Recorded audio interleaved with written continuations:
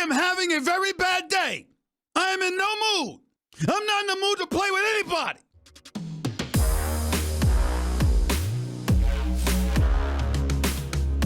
What's going on, guys? Logan JYA here with a long-awaited update to Infernity, but this build is like no other. That's right, as I'm sure you read the title and saw in the thumbnail, this is an Infernity FTK in 2023.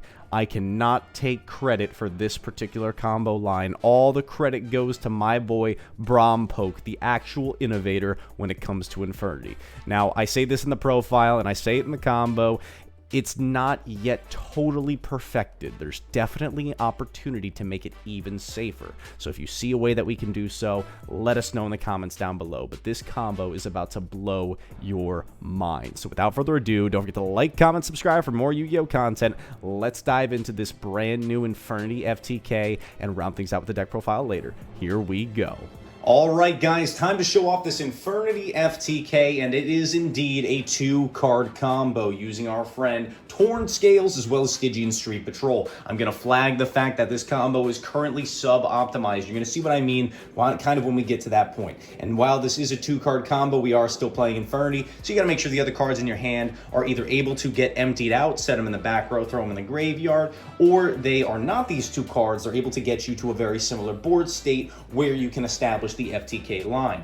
But without further ado, let's dive into things. We're going to start things off by normal summoning the Torn Scales and using its effect, pitching off that Stygian, sending the Ancient Cloak. Then we'll use Ancient Cloak's effect Engrave, grabbing the Boots. Boots will special summon itself, and then we're going to summon our friend Cherubini from the extra, like so. Using its effect, sending for cost, we are going to send the Fiendish Rhino Warrior, and he will send off Archfiend Eris. Eris's effect will then add our good pal Archfiend. We're going to be using him a lot in this combo, you bet your butt. Then we can use in the grave the effects of the Silent Boots, banishing it.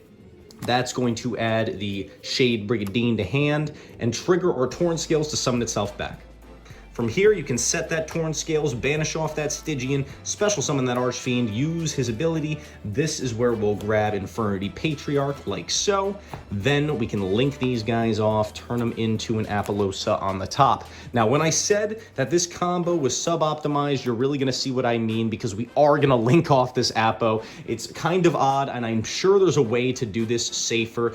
Maybe we're grabbing the launcher earlier, but I digress. Without further ado, let's just keep continuing. We'll summon off the Patriarch. We'll use the Shade Brigandine to bring itself out. Overlay these two guys into Dugaris. Dugaris' effect will summon from grave at the cost of our next main phase 1, but why do we care? Because they're not going to have a turn anyway. Bring out Archfiend, Archfiend effect to search, grabbing out Return of the Reaper. We're not going to call it by that nasty TCG name. We don't like it.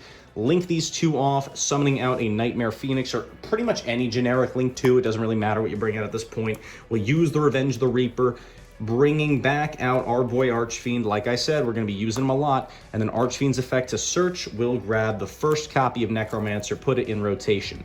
Now, again, suboptimal here, but we're going to use that Apo. Again, if you search an launcher earlier, there's definitely a way to do it, grabbing launcher earlier, and that will keep your safety net, as in you'll still have launcher live and still be able to play if you get hit with interruption like a Nibiru. But regardless, for the sake of demonstration, we're going to go straight for Saryuja. Saryuja effect will summon out Necromancer. Necromancer effect will summon back from grave, bringing back our Archfiend, and then Archfiend effect to search.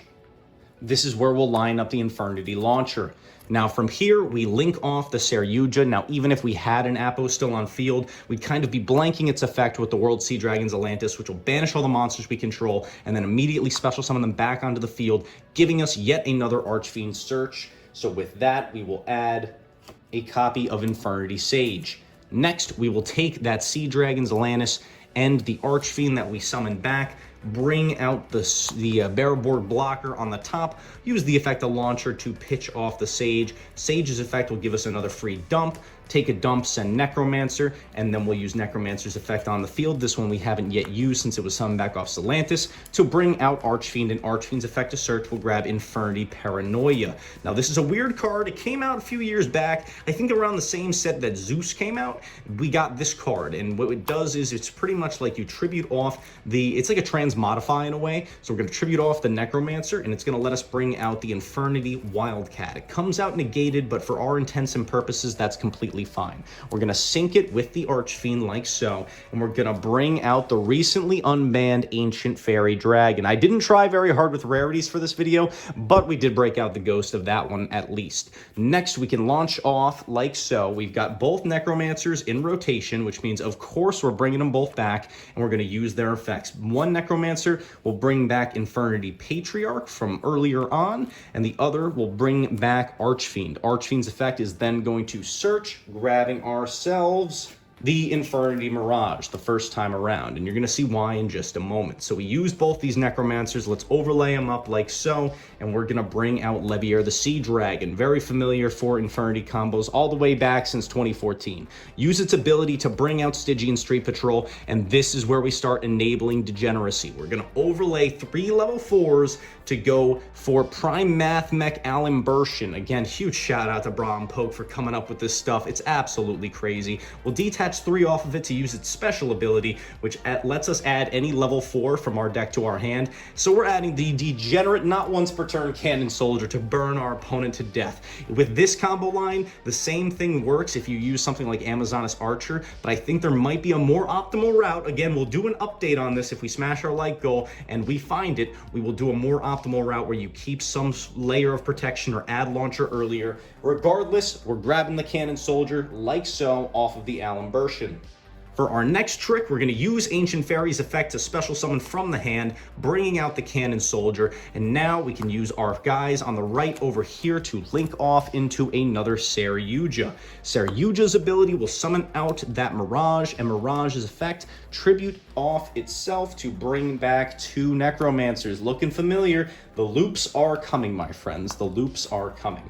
So we take out the 2 Necromancers like so, and we're going to launch off with Cannon Soldier. We're going to tribute YuGiOh as well as Ancient Fairy Dragon. That will be 1,000 points of direct damage to the opponent. Now, again, like I said, we are going to be doing an infinite loop, so you'll see pretty soon why you'll see when it gets really wild. So we'll use Necromancer's effect. The first one is actually going to bring out that Wildcat that we summoned off the Paranoia earlier, and we're going to use its effect by banishing Infernity Mirage from the grave to raise its level to 4. We'll use the other Necromancer's effect in the graveyard to special summon out another Archfiend, and Archfiend's effect here will search out the last copy of Mirage from our deck. From here, we'll take that Wildcat that's now at level 4, it's a tuner, to go with our Infernity Archfiend to summon out Psyframe Lord Omega. Oh man, it's gonna get Omega crazy in just a second here, trust me. So we'll take our Cannon Soldier here, and you're gonna tribute off everything except for the Cannon Soldier itself. So we're down by another 15.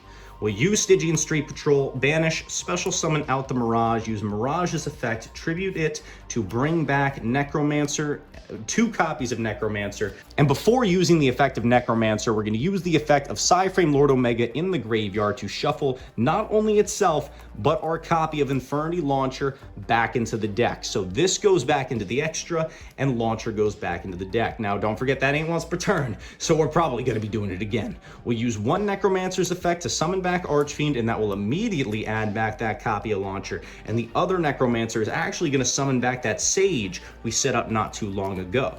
So we are going to take these guys. We got 2 3s as well as a 2. That's going to be 8 total. Oh, who's coming back? That's right, it's our friend Omega. So Omega comes back onto the field, and guess what? We are going to launch off with Cannon Soldier once again, burning for another 1,000, and then we'll use Launcher's effect, summoning back 2 more copies of Necromancer, and then using Omega's effect, we're going to put him back, put back the Launcher into the deck, and then we can use Necromancer number 1, summon out Archfiend, Archfiend effect, grab Launcher, Necromancer number 2, summon back Sage, sync them all off for Omega, wash, rinse, repeat. Tribute, another 1,000 burn, and then we can launch again and do the same process again and again and again until our opponent's life points hit 0. So I am not going to bore you guys by continuing to do this combo over and over again. I'll just do this one more time as I continue to talk to you, because this is an infinite loop. So every time you bring out the Archfiend, you reset the launcher with Omega's effect before doing so, and then you are able to sync off yet again for the Omega. You're just summoning it for the ability to put stuff back from grave. You tribute them off with the Cannon Soldier, burn for another 1,000, use the launcher, and keep bringing back those Necromancers. Once you get to this game state, the FTK and the game is sealed for you. All thanks to the fact that they left this card legal. I don't know why. I don't know why they kept Cannon Soldier around. Regardless, let me show you guys a super duper quick deck profile. It's just gonna be main and extra because this is a gimmick deck. But without further ado, let's get into it. All right, my friends, it's time for the deck profile. I'm going to run through it super quick. We're just doing main and extra because, again, this is a gimmick deck. Not something I would necessarily take to an event. But, again, before we get into it, huge shout out and thank you to BrahimPoke, the absolute Infernity legend, for sharing this combo with me. And I'm sure by the time we do our next update on this list, if we smash that 100 like goal, we are going to have an even more optimized combo line that plays even safer, even better for you guys to enjoy. But without further ado, let's dive into the profile. Here we go. Starting things off, of course, we've got the boy Cannon Soldier. He should really be banned, but he is what facilitates this FTK. Since we get to an infinite loop status, we are able to give him infinite fodder and thus burn the opponent for game, all of their life points, easy as that. Moving on from there, we've got the one Infernity Archfiend, unfortunately at 1. Konami, hear my pleas. Bring him back. He should be at 3. That is without a doubt. Moving on from there, 2 copies of Infernity Necromancer. You need both. It's 100% mandatory to play at 2, as well as 1 copy of Infernity Sage. This is just a one-of. If you open it in hand, you are able to combo out of it. Again, you just want to get to that game state that we saw at the end there, where you're looping your Omega with your launcher. In any way that you get there, it doesn't matter as long as you establish that goal, and then you can burn for game with the Cannon Soldier. Moving on from there, the 1 copy of Infernity Patriarch, mandatory for the combo and for most Infernity combos in general. The 1 copy of Infernity Wildcat, also mandatory because you need that level modulation as well as it being a tuner to give you access to Ancient Fairy as well as Psyframe Lord Omega.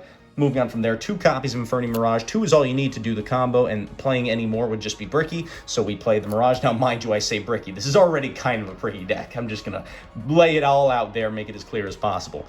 Triple copies of the Torn Scale. This is one of the main playmakers you guys already know. It gives you the most free access to your main combo line. Follow that up with 1 copy of Ancient Cloak and 1 copy of Silent Boots.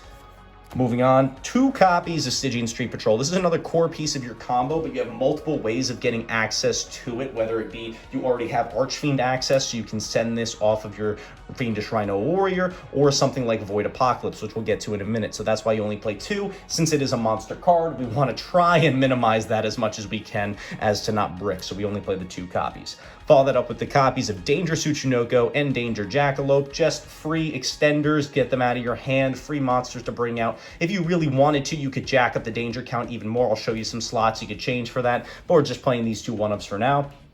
1 copy of the Fiendish Rhino Warrior, essential for your combos, and 1 copy of the Archfiend Eris, again, essential for searching out the Archfiend. Now let's get into spell cards. The goated card, Infernity Launcher. Maybe this one shouldn't come back to 3. I'd like it to come back to 3, but it probably shouldn't. In fact, we are infinite looping it after all in this combo. That would only get easier if we had more copies of it, right? Especially considering it's not a hard once per turn. However, this card is, and that's our friend, Return of the Reaper, not calling it by its stupid TCG name, just going to ignore the fact that it even says that on the card, as well as 1 copy of Infernity Paranoia, which is mandatory for the combo to give you access to the Wildcat. Now, mind you, there are other ways to get to Wildcat and ways to recur it, but for our main combo line, you need to have the Paranoia. Moving on from there, triple copies of Void Apocalypse. I alluded to this earlier. It's another means of getting access to your Archfiend or your Stygian Street Patrol, whichever one you're missing. Just get to that board state that we talked about earlier, and you're going to be bing chilling. And now we get into the flex spots, guys. You can change these, and I'll point some things out that you can swap them for, but I'm doing triple copies of Dark Ruler No More upon the recommendation of BrahimPoke, in case he had to go second against a lot of decks. You know, this deck really can't deal with a Rise Heart, so if they Rise Heart pass you, you're probably going to want to Dark Ruler that joint. Same thing goes for a Sprite board or anything else. It's just a going second second option. And follow that up with a going first card that we're actually able to play and take advantage of in this deck. Triple copies to drag down into the grave. It's one means of circumventing hand traps. Like I said, this is a very, very fragile strategy. So this is one way of fighting back against interruptions. Taking a look at the opponent's hand, ripping something out, and when they rip something out from yours, you just make sure they're ripping out something that's not too valuable, and you're good to go. Moving on from there, one copy of 1 for 1, one reinforcements of the army, that's another means of getting to the Torn Scales, one foolish burial, means of getting to anything, and one monster reborn, which is especially important if you have to ditch your cannon soldier for whatever reason. Hey, it's another way to bring it back, or another way to bring back Archfiend, Necromancer, whatever you need it to be. Another card you could highly consider playing in the slots of the drag downs is something like Triple Tactics Thrust as another going second card. You could play it with a Talons package if you find room for Zeus in the extra. I can show you a slot where you can put it in. If you want to be more ready to actually play this at a real event, I don't know why you would, but you could theoretically do that. Or you can play things like Into the Void, Upstart Goblin, the list goes on and on. World Legacy Successions, another reborn card in case, again, you have to pitch the Cannon Soldier, you need more Archfiend access. Those are all options to play. But I just decided to put in the drag downs as a bit of a tech option to deal with interruptions. Now, finally, for the trap cards, we got the one copy of the Phantom Knight Shade Brigandine, and then I chose to put in one copy of Infernity Barrier in case we are interrupted and have to end on a suboptimal board. You can still try and line up Archfiend plus Apollosa. Since our extra deck is so tight with the combo pieces, we don't get to play things like Trigate Wizard to line up those really heavy negate boards. So this is just another means of lining up interruption if we aren't able to pull off the FTK. At the very least, we have a barrier and an Apo, and then we can try and line up the OTK on the following turn. So that's it for the main deck. 40 cards exactly. Do not stray from that number if you're trying to play an FTK. Let's get into the extra. Everything is essential until the last 3 cards, and you saw them in the combo tutorial. The one Cherubini, the one Nightmare Phoenix. This actually could be any link too, but Phoenix makes a lot of sense, I will say. One copy of Barrowboard Blocker, one copy of Apollosa. We will find a way to take better advantage of her, I promise. And if you have ideas, let us know in the comments down below. The World Sea Dragons Atlantis for resetting the effects. 2 copies of Sarah YuGiOh. You need both, not once per turn. It's insane. 1 copy of Ancient Fairy Dragon. I know you can't see it, but trust me, it's Ancient Fairy. Then we've got the 1 copy of Psyframe Lord Omega. You saw why this is so important. Exceeds, we got Levier the Sea Dragon, the Prime Math Mech Alan Bershin, essential to search out the Cannon Soldier, as well as the Dugaris for looping back your cards from grave. We've got the 3 flex spots, Nightmare Cerberus, Nightmare Unicorn, and the access code Talker. If you really wanted to, you could cut one of your Nightmares, or I guess the access code, I'd probably leave it in case you have to go second, but you can cut one of those for a Zeus if you want to play a Thrust package, or you can use these a bit more flexibility-wise. Other than that, though, everything in the extra deck is 100% essential. But with that, guys, I hope you enjoyed this. Again, it's a gimmick deck, but it's a cool thing that I had no idea was possible until my friend BrahimPoke brought it to my attention. We're taking advantage of the new cards like Return of the Reaper. We're leveraging a broken card that should be banned, and of course, one of the greatest cards from one of the greatest archetypes of all time, except for Drytron, that being Infernity Archfiend. So with all that being said, I hope you enjoyed this video. Don't forget to like, comment, subscribe for more Yu-Gi-Oh content. Logan JYA signing off. Have a great day. I'll see beautiful people later. Peace. 心の隙間埋める